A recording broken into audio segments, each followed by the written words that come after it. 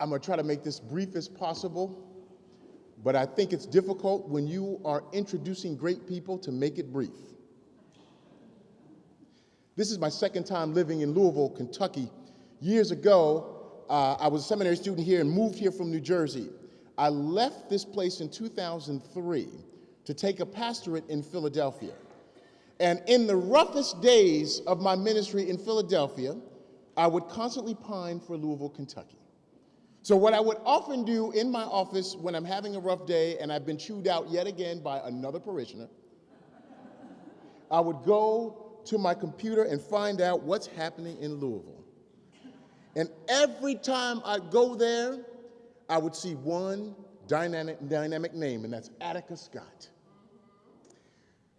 We know that she served as a member of Metro Council, giving special leadership in the Labor and Economic Development Committee and the Public Safety Committee. I can read her bio, but we know her as a justice warrior. We know her as a prophet. We know her as one who truly embodies the work and life of Jesus Christ in seeing that all people are able to have what they need to survive. We know Attica Scott as a freedom fighter, a justice warrior. And after I read every single article I could possibly read about Attica when I'm sitting alone in my Philadelphia office, I realized one thing: I have got to get back to Louisville. So without further ado, our warrior, our freedom fighter, our proclaimer of justice, Attica Scott. I am a community coach at County Health Rankings and Roadmaps, and it is a collaboration between the Robert Wood Johnson Foundation and the University of Wisconsin's Population Health Institute. And I actually just got back late last night from spending a week in Wisconsin with my colleagues from across the country.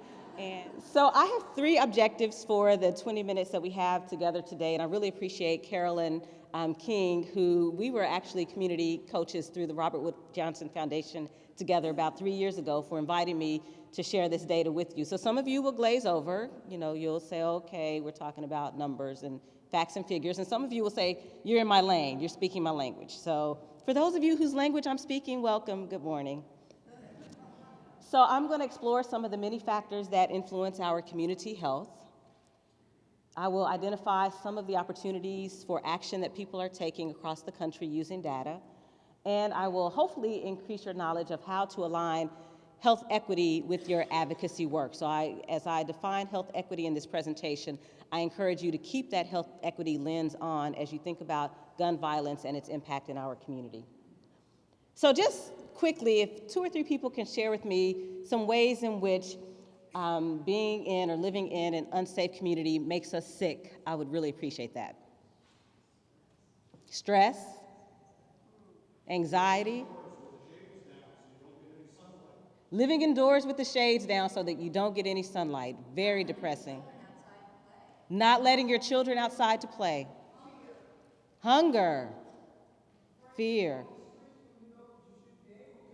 afraid to walk the streets when you know that you should be able to safely. Thank you all so much. You're exactly right. So what we know about living in an unsafe community is that, yes, it increases our stress, our anxiety, our fear. It increases our disconnect with one another as neighbors. I think about the neighborhood that I live in West Louisville, Parkland, and how so many of my neighbors no longer sit out on their front porches for fear that they may become victims of gun violence just because they're sitting out and a stray bullet could hit them or one of their children.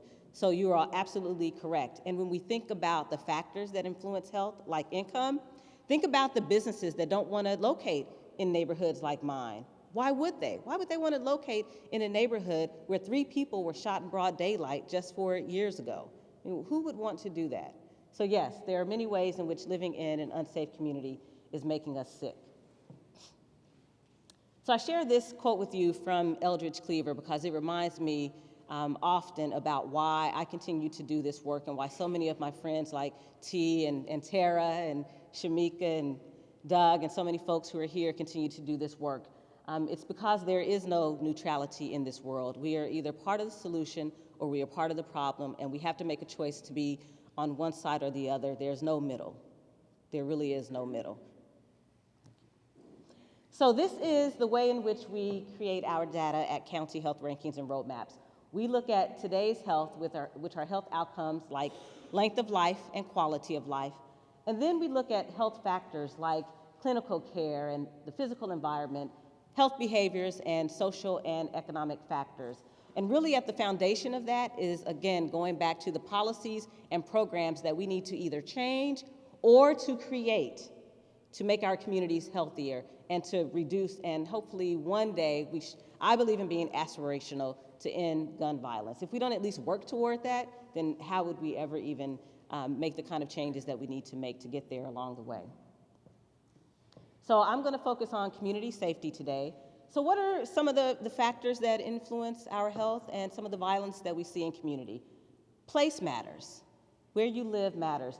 You might not be able to read this quote from this young man who is in New York. How many of you know about Humans of New York, that project? All right. So these two photos are from that project by Brandon Stanton called Humans of New York. And this quote from this young man says, "When you live here, you don't have too many fears. You've seen pretty much everything that life can throw at you. When I was 9, I saw a guy get pushed off the roof of that building right there."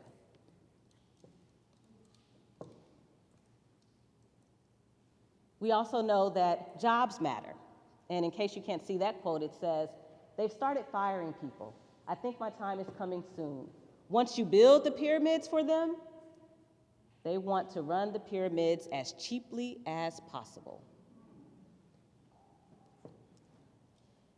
And we know that housing matters. This is actually a picture I took a few weeks ago in the Chickasaw neighborhood. This is at about 42nd and Greenwood. And this is only one of many, many, many properties in West Louisville that look like this. So you all have heard of the broken windows theory, which, there's definitely debate about whether or not that's the policy in which we want to operate when it comes to policing. And at the same time, we know that when you live around properties like this, you increase the chances of violence. Because you have people who are either doing drug activities in these houses or are hiding around these houses. I mean, just in my neighborhood alone, about 4.5 years ago, a dead body was found in a house like this. I mean, this increases our chances of violence in neighborhoods, people, and we have so much more work to do to eliminate these kinds of housing crises. So that brings up the topic of health disparities. Some of your neighborhoods don't look like that. Some of your neighborhoods do not look like that. So I want to share the definition that we use of health disparities just so that we will be on the same page. You may use a different definition of health disparities, but this is the one that I'm using for this morning. You can read it yourself, but the main points that stand out for me in this definition is that we're talking about healthcare services, access to healthcare that exist across ethnic and racial lines, ethnic and racial differences, but also socioeconomic differences, educational differences, differences of geography, rural, urban, suburban, all impact health disparities. But if we're going to talk about health disparities, we also have to talk about health equity. So when you look at this picture, which I'm sure some of you have seen, when you look at the picture on the left, it talks about equality. Equality sounds great, it sounds awesome. Give us all the same height of a step stool. But that's not equity. I actually might need another step stool so that everyone on the front row can see me. That's equity. So when we're talking about equity, we're making sure that people have the tools, resources, information, and access not only to health services, but to all of the services that exist in community to make sure that they are on a level playing field. Not just that they're all on the playing field, but that it's level for every single person that's on that playing field. So this is our website, County Health Rankings and Roadmaps, and if you're interested in digging deeper into the data that we provide on health factors and violent crime, I encourage you to visit our website, countyhealthrankings.org. You can search by your county or your state to find the information that you are seeking on factors like physical environment, clinical care, social and economic factors and health behaviors. But what I will say is if we only focus on those individual behaviors that lead to gun violence or violence of any kind, then we're limiting ourselves. It's not just about my individual health behaviors. It's about the system that has been created around me. So one of the pieces of data that exists on our website shows where violent crime is the highest across Kentucky. So this is a map of Kentucky. A little bit difficult to see, but what I would say is that the darker areas have the worst incidences of gun violence. The lighter areas don't have as many incidences of gun violence, and this is per 100,000 people. So Jefferson County, which is one of the darkest spots in the state of Kentucky, has some of the worst numbers when it comes to violent crime. 579 violent incidences were reported in Jefferson County per 100,000 people in 2014. In neighboring Oldham County, it was only about 51 incidences of violence. That's a huge difference, folks. A huge difference from Jefferson County to Oldham County. So we could look at Oldham County, which we know is the wealthiest county in the state of Kentucky, and say, well, what's happening in Oldham County that's different? Well, there are different racial dynamics in Oldham County, different economic dynamics in Oldham County, but we should look at this and ask ourselves, what are we doing to make sure that Louisville becomes one of the counties that has the least amount of incidences of violent crime? So that when we look at this map, say 5 years from now, we're no longer one of the darkest spots in the state of Kentucky. So this is just another way of looking at this data from another source, and I'll be more than happy to share these sources with you after the presentation. But if you look at violent crime in Jefferson County, again, 579 incidences per 100,000 people. In the state overall, 222 incidences of violent crime. And nationally, 386 incidences of violent crime. That should give us pause and call us to action. Go ahead. Shamika, go ahead. So how is segregation making us sick? So just quickly, 2 or 3 people, how is segregation making us sick? It's a tough one. Fear people we don't know. I heard something else.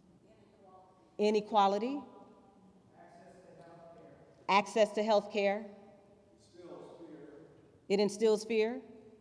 Okay. Food deserts, right? Which is, there was a national speaker, Karen Washington from New York, who came here a few weeks ago, and she told those of us who were at her presentation to stop saying food deserts and to say what it is. And she said, say that it's people living in poverty, struggling with hunger. So those are exactly some of the ways in which segregation is making us sick. And I share this image for you from Huffington Post. How many of you saw the article that said Louisville was one of the top 10 most segregated cities in the country? What number was Louisville? 4. That's not something to celebrate. It's actually quite depressing. And when you look at this map and some of the ones that follow, you'll see the concentration of segregation. So all of the red is predominantly white parts of Louisville. That one blue dot where I live and where Shamika lives is predominantly black part of Louisville. And then the white area, which includes Newburgh, is where we have some significant mixture of ethnicities and races. I mean, you just gotta sit with that image for a minute and say, how do the choices of where we decide to live impact violence and health? So this map is just another way of looking at that image, and this is from our friends at the Center for Health Equity, where my friend T works. And this is a report that they produced on health equity in Louisville. And you will see that, the darkest parts of, and you know, I think we're gonna have to challenge ourselves, T, to change the color so that the darkest parts of the map aren't the most violent and poverty-stricken. But I don't create the maps, because if I did, I'd be like, we're not gonna do that. But I don't create the maps because I'm not the data genius. But we're gonna work on that, T. Okay.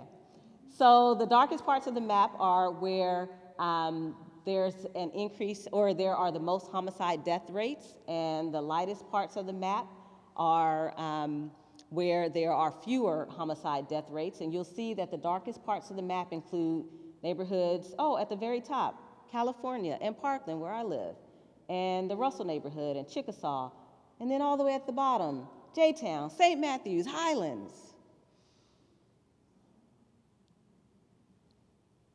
It makes me a little uncomfortable to look at that map and to think about where violence is happening, overlaid with where poverty exists, overlaid with where segregation exists. So how do we move from problems to solutions? So yeah, we know the problems, but how do we get to these solutions? How do we make our neighborhoods better? How do we focus on the factors that will improve health, which will ultimately reduce gun violence? Because there are many different ways and reasons why people are violent and why they go to guns to solve problems.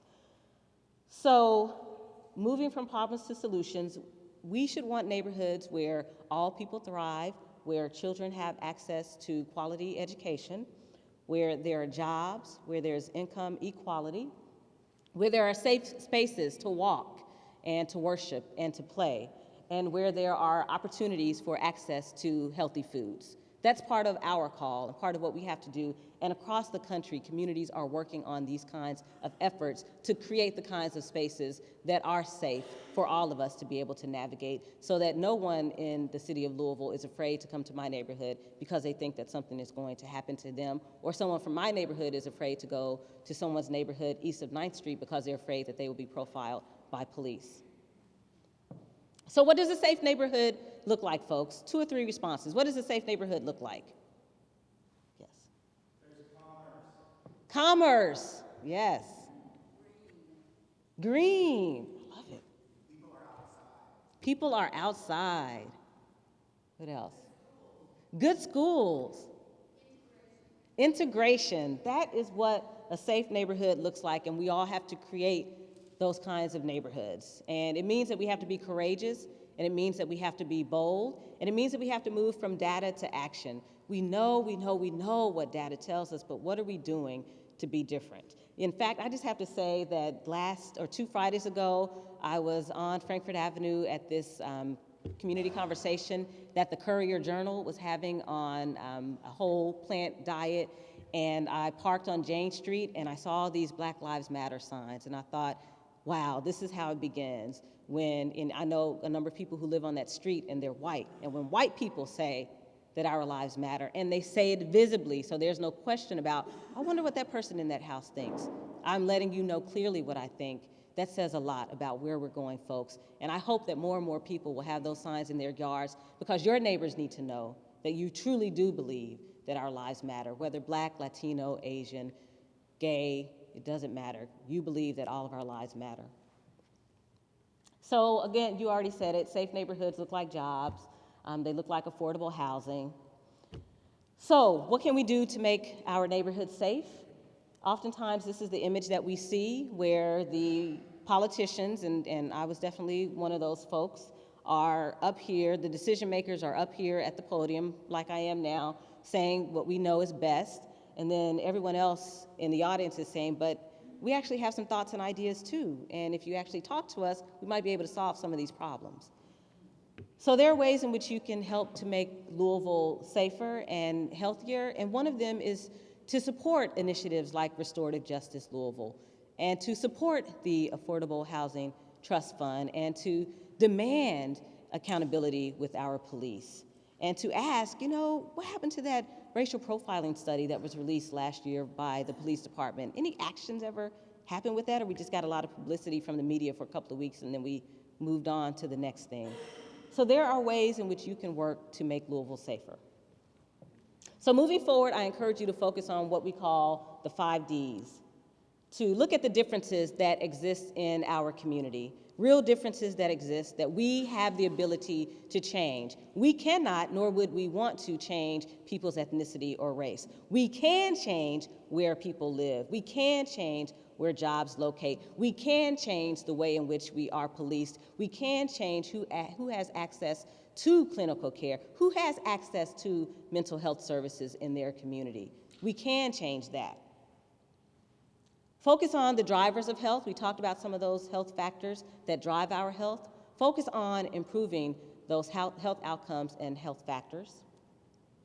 And then dig deeper. So on our website, and I'd be more than happy to talk to people one-on-one. On our website, we have ways in which you can dig deeper into the data so that you can use that to formulate your policy action plans for local and state legislators.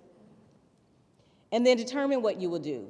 Out of this, what will be your action plan for moving forward? Out of this, what would be your action plan for change? That's inclusive. That's inclusive of the people across neighborhoods in Louisville. And then just do it. Just do it. It's pretty simple. And at the same time, what's often a challenge is getting our elected officials to just do it, to have the political will to do what needs to be done.